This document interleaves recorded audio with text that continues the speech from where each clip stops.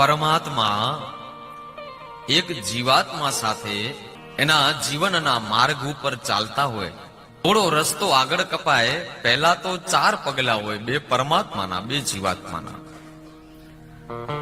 પણ થોડો રસ્તો આગળ કપાય એટલે 4 પગલામાંથી 2 પગલા દૂર થઈ જાય. હવે એક જ ના પગલા દેખાય ત્યારે એ જીવાત્મા એ પરમાત્માને પૂછે કે ભગવાન, આપણે જ્યારે શરૂઆત કરી ત્યારે તમારા અને મારા બંનેના પગલા દેખાતા હતા, પણ હવે ફક્ત 2 જ પગલા દેખાય છે. ભગવાન, તો તમે મને છોડીને કેમ જતા રહ્યા? ત્યારે પરમાત્મા જવાબ આપે કે હે જીવ, ઈ જે 2 પગલા દેખાય છે ને તારી જીવન યાત્રામાં, ઈ મારા છે.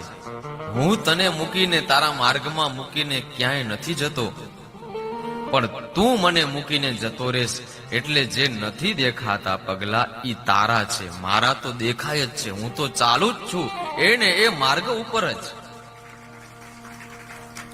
નથી દેખાતા ઈ તારા છે.